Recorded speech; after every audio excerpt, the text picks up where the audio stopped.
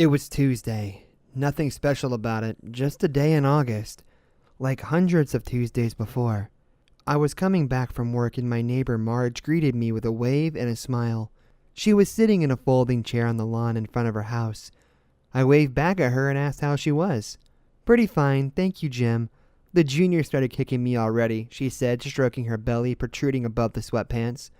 "I bet he's gonna be as energetic as his dad," I said with a smile, and on that note we nodded at each other, as in, "It was nice seeing you." Later that evening I ran out of cigarettes and went to a nearby store to get some. Surprisingly, Marge was still there, sitting in the chair. She must have dozed off or something. I hope Tim won't forget about her, as even though the days were still warm, the nights started to get a bit chilly already.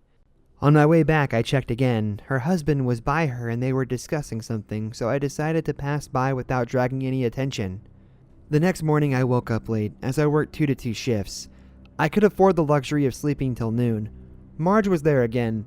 This time she had a coffee table and a jug of lemon water by her side. She was reading a book, nothing special. I just registered this as I was making my coffee. And I would never pay attention to anything like that, because why would I? But at some point, it went out of the boundaries of being normal. It was a week after she started to take her sun baths, or fresh air sessions, or whatever she was doing. I woke up in the middle of the night for, biological reasons, and something made me look outside the window. She was there. The clock showed 3:23, but my neighbor was sitting in that chair, covered with a blanket, sleeping.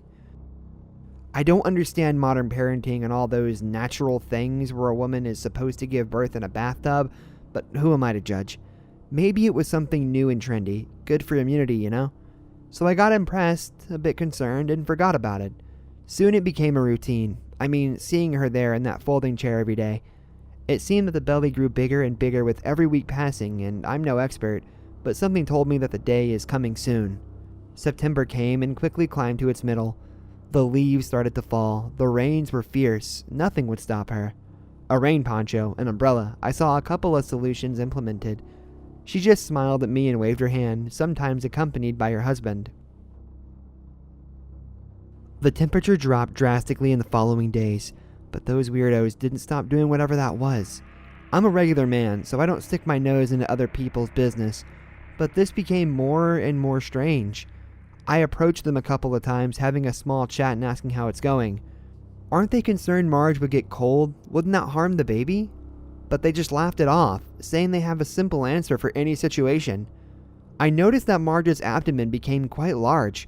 I can even say that the size of it was remarkably huge. I saw a couple of pregnant women in the final weeks of their terms, but this... I thought it was impolite to ask if they were expecting twins, so I didn't even bother. Finally, October arrived and my lunatic neighbors didn't care about it. Even when the withered grass around started to cover with early frost, she kept sitting there. Do you know what's the weirdest thing about it? Nobody hinged a brow. Other people on the street brought her treats and stopped by to have a chat. Not a single person thought that was something out of hand. One morning something happened. A tent, to be specific. That husband of hers put up a tent around her. The tarpaulin one, like they use for hot dog stalls on fairs, and he was kind enough to put a heater in there. Or so I guessed, looking at the electrical cord reaching out of the window of their living room. I caught Tim walking from the grocery store with 2 large paper bags of food in his hands. "Hey man, I don't want to be that guy, but are you sure everything's fine with Marge?" I asked. "It just seems a bit too exotic for me. It's getting really cold outside. Are you sure it's safe?" "Yes, no need to worry. She's feeling perfectly fine. Thank you for asking," he replied. I couldn't but notice how pale he is. He tried to hide the dark circles around his eyes with a smile, but that was impossible not to notice how exhausted he became. What if that was a hysteria of some sort? Young parents have a whole bunch of problems that can result in nasty things, like postnatal depression, for example. I had no clue what should I do in this situation, so I did the thing I was best at. Nothing. Days passed and I haven't seen Marge for 2 weeks or so, as she was hidden inside the tent. Just him running back and forth carrying loads of food, hot drinks in thermos, books, some medication, or whatever. Once I noticed that the tent walls were moving back and forth as if that crazy woman was stretching in there, or maybe her husband was giving her a massage. It was weird, but weirder came next. The moaning. I woke up to her moaning in the tent. Immediately, I rushed to check out if everything was okay and if I should call an ambulance, but Tim, who was standing by the entrance of the tent, said it was all right. The baby was on its way and it was completely normal. "Muscle cramps and back pains. No worries, Jim. I am with her 24/7, he said. But the moaning never stopped, as if she never got a moment of relief. They became constant.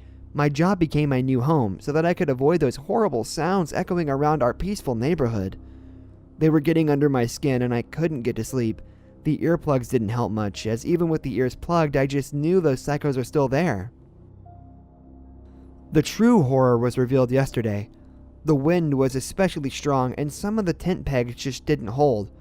Tim was probably sleeping, exhausted, so he couldn't react quickly. I have no better explanation. But the side of the tent opened aside. Clearly the poor woman needed some help.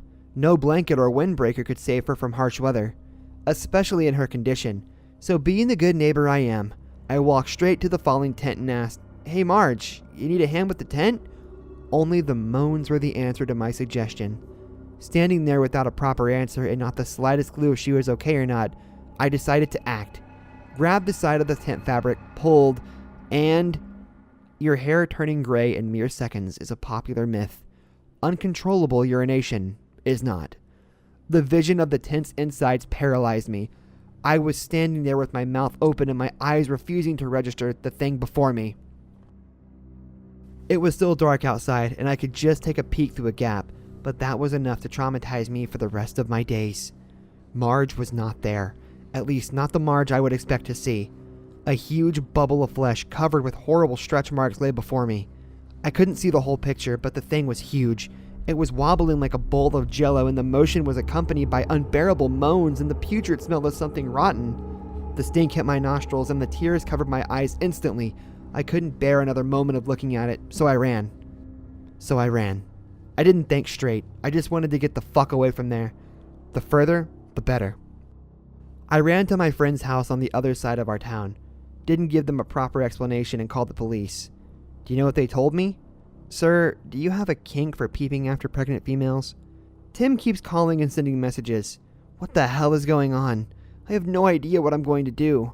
All my life is left in that house and I don't have the guts to show up there. My credit cards, my papers, everything. That thing." I nearly smashed my phone as I took the last drop of bravery and checked one of the messages from Tim.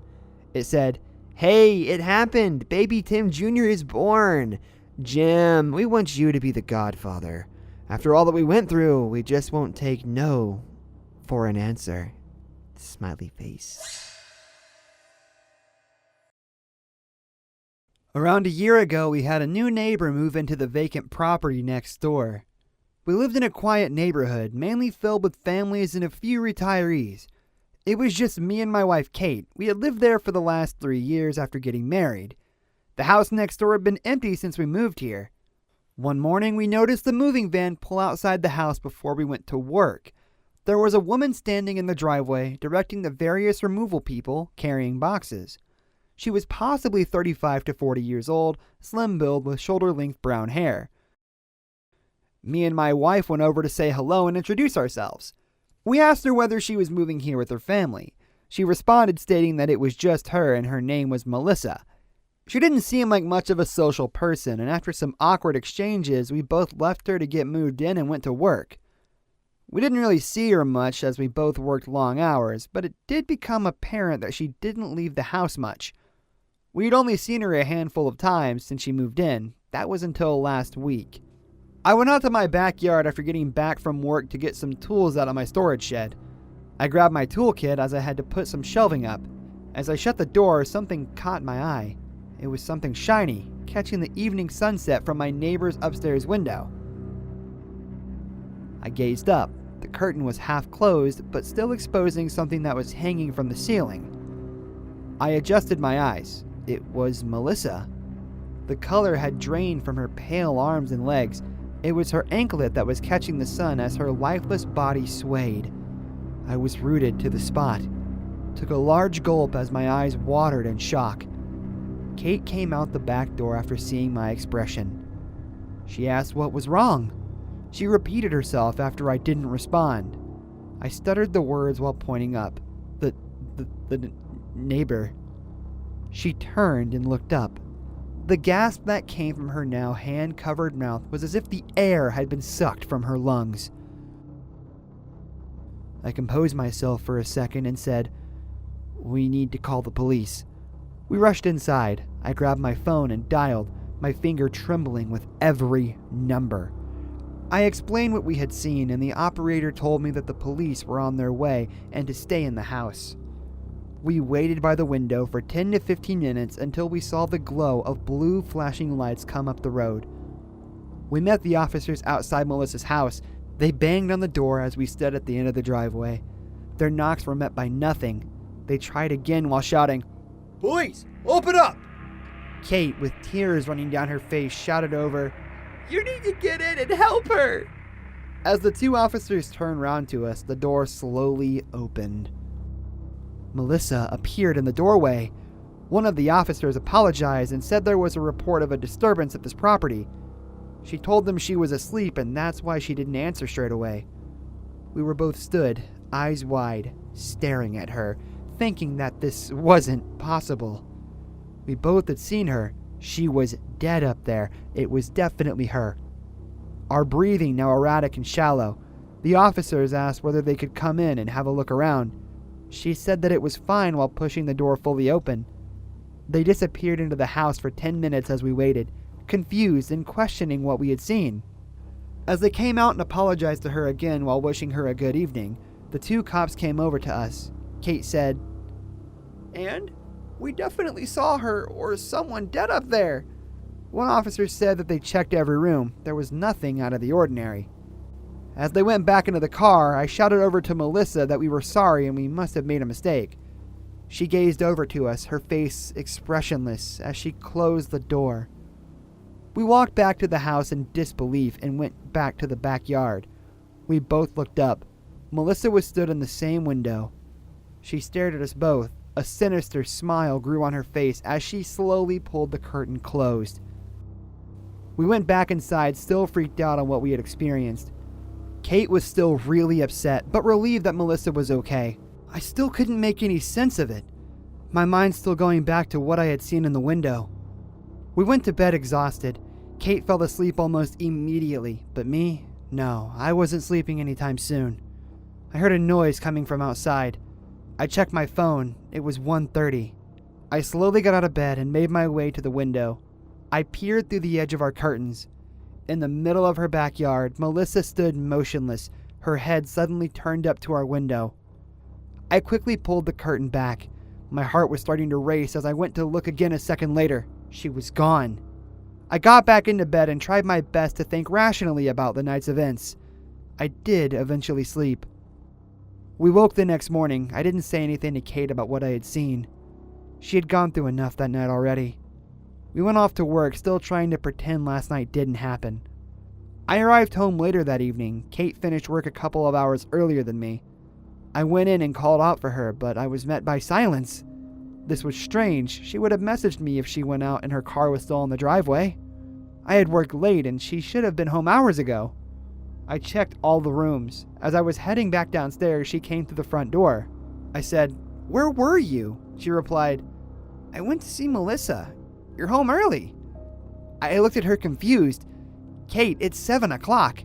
I got held up at the office." She seemed taken aback. "I went over there at 5. We only had a quick chat about what happened and I wanted to check if she was okay."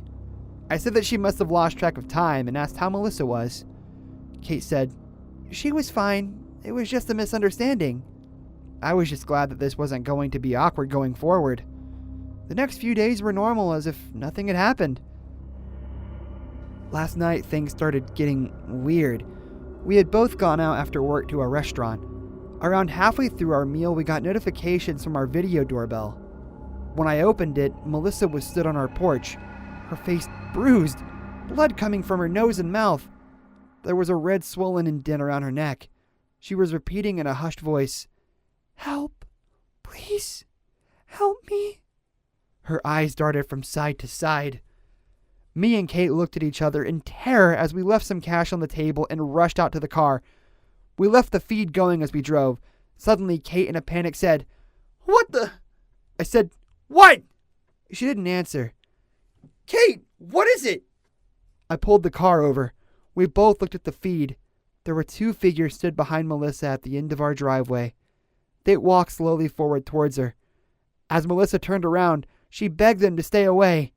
I didn't realize at first, but as they came closer to the camera, I recognized both of them. They looked exactly like Kate and the other Melissa, but it obviously wasn't them. Kate was sat next to me, now crying hysterically, and Melissa was still there on the ground, begging seemingly for her life. The video stopped. The words, "streaming error," flashed onto the now dark screen. I said we can't go back there. Kate agreed, and we checked into a hotel on the other side of town. We didn't know what to do now.